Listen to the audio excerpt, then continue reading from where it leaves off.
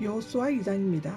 본장은 가나안 정복 명령을 받은 여호수아가 가나안 정복의 교두보가 되는 여리고성을 정탐하기 위해 시딤에서 정탐꾼을 파송하는 장면과 장녀 라합을 만나 도움을 받고 무사히 돌아오는 여정 등이 자세히 소개되어지고 있습니다. 특히 라합은 신약에서 위대한 신앙을 가지고 믿음의 선한 행위를 보여준 자로 언급되고 있습니다. 히브리서 11장 31절, 야고보서 2장 25절에도 나옵니다.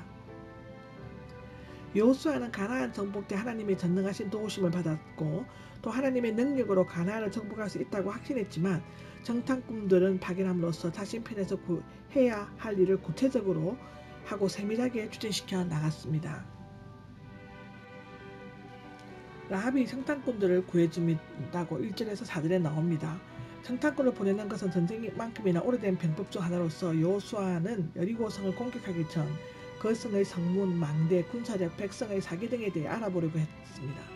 지난번 12 정탐꾼을 중 한 사람이기도 했던 여호수아는 가데스 바네아에서 그들의 조상이 했던 것처럼 좋지 않은 보고로 마음이 흔들리지 않도록 하기 위해 2명만을 몰래 시딤에서 보내었습니다. 시딤이란 뜻은 가시나무의 뜻입니다. 베시딤, 즉 민수기 33장에 나오는데 모아비자들의 음행하여 징계를 받았던 곳입니다. 요단강 동편 12km 지점에 위치하였습니다. 여리고까지는 하루길 정도 되었는데 아마도 그때 범람하는 요단강을 건너갔을 것입니다.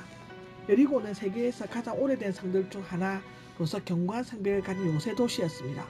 좋은 샘이 많아 물이 풍부하였고 비옥한 땅에서 많은 농산물을 거두었습니다. 여리고성은 가나안으로 들어가는 길목에 있었기 때문에 이 성을 무너뜨리지 않고서는 사실상 가나안 정복은 불가능하였습니다. 예수님의 공생애 중 여러 가지 일들을 여리고에서 일어나고 있는 것은 여리고가 예루살렘으로서 올라가는 도로 입구에 있었기 때문이라고 기록되어져 있습니다. 라합은 뜻은 강함, 자랑인데요.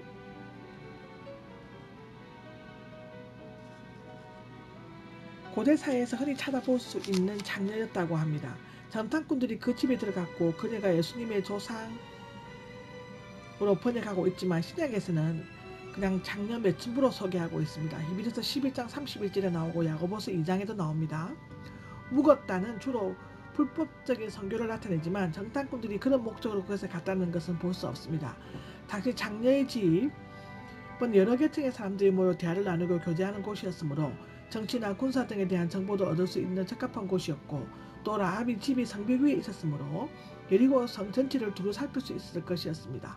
15절을 보시면 그렇습니다.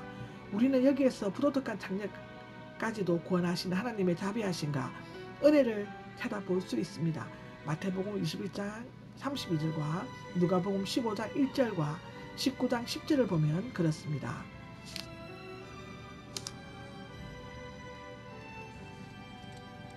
라합이 정탐꾼들을 보호했다. 5절에서 8절에 나오는데요. 정탐꾼들이 정치는 곧 단로가 납니다. 그들은 강 건너에 진치고 있는 이스라엘 백성이 진격해 올 것에 대해 비상사태를 유지하고 있었으므로 아마도 누군가가 정탐꾼들을 발견하고 적극적으로 왕에게 보고했을 것입니다. 당시 가나안 땅은 각 성읍마다 왕들을 가진 성읍국가들로 형태로 운영되고 있었으며 여리고 왕은 이와 같은 여러 왕들 중에 하나였습니다. 라합은 복장이나 말투 등을 보고 두 정탐꾼이 이스라엘에서 온 첩자임을 알아차렸을 것입니다. 당시 적군의 첩자를 숨겨주는 것은 자신의 물론 모든 가족의 목숨까지 위태롭게 하는 중대 범죄 행위였습니다. 그러나 라합은 심각한 선택을 기로해서 정탐꾼들을 숨겨주기로 결단하였습니다. 그녀가 정탐꾼들을 숨겨준 아마줄기는 물속에서 자라나며 3-4주 동안 물에 담갔다가 햇볕에 말리는 그 껍질로 아마실로 만든 후 옷감으로 짜서 입었다고 잠언 31장에 기록되어져 있습니다. 여기에서 한 가지 문제가 되는 것은 라합이 정탐꾼을 보호하려고 거짓말한 것이 정당한가 하는 것이었습니다. 이에 대해서는 믿음의 행위이므로 제약이 아니라는 견해와 라합의 행위가 분명히 제약이었지만 그 동기가 신앙적으로 용서되고 이해되어야 한다는 견해가 있습니다. 그 밖에도 거짓말이 보편적으로 실시되었던 타락한 가나안 족속의 문화에서 라합이 자랐기 때문이라는 견해와 복음이 전파되기 이전의 구약시대에는 선한 목적으로 하는 거짓말이나 전쟁 중에 하는 거짓말은 죄로 간주되지 않았다는 견해 등도 있습니다. 그러나 이러한 견해들이 정당하다고는 볼 수 없습니다. 이렇게 갖다 붙이고 저렇게 갖다 붙여서 아무리 말을 돌려도 아닌 건 아닙니다. 그 동기가 아무리 선한 것이라 해도 거짓말은 거짓말입니다. 아멘. 진실하신 하나님의 속성에서 어긋나는 행위입니다. 아멘. 라합이 진실을 말했다면 청탁꾼들이 죽음을 당했을 것이라는 주장은 타당하지 않습니다. 전능하신 하나님께서는 왕이 보낸 자들의 눈을 멀리 하셨든지 그 밖에 다른 방법으로 통해 청탁꾼들을 보호할 수 있었을 것입니다. 청탁꾼들이 구원받은 것은 결코 라합의 거짓말 때문이 아니라는 것입니다. 창세기 34장에 나와 있습니다.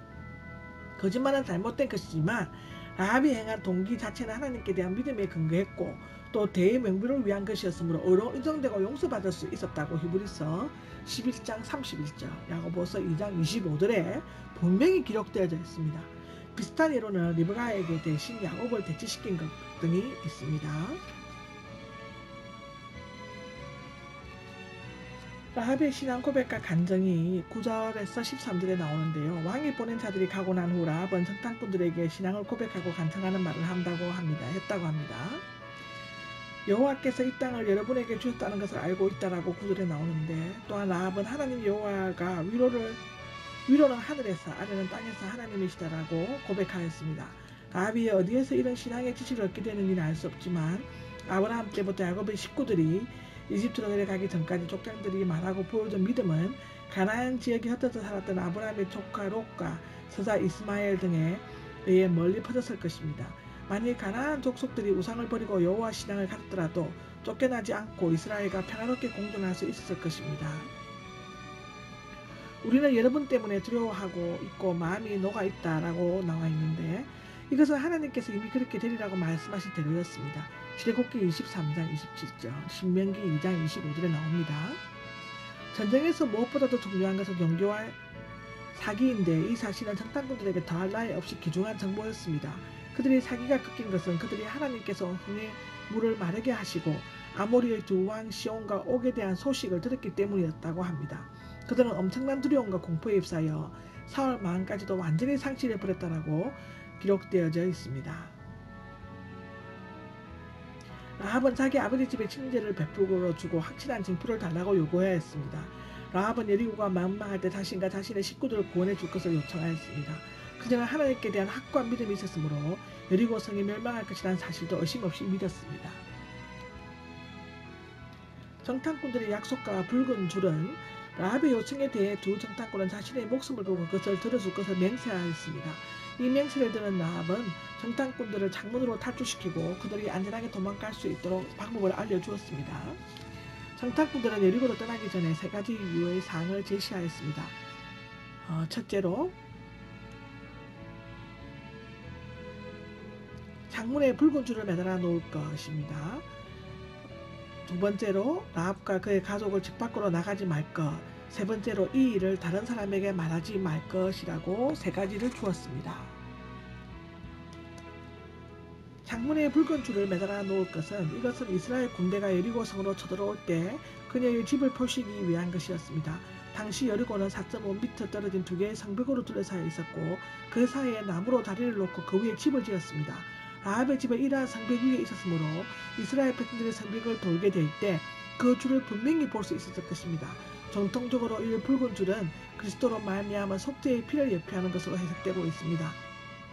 이집트에서 열 재앙이 있을 때 이스라엘 장자를 구해준 징표는 문설주에 바른 양의 붉은 피였습니다. 출애굽기 12장에 나오고 요한일서 1장 7절에도 나옵니다.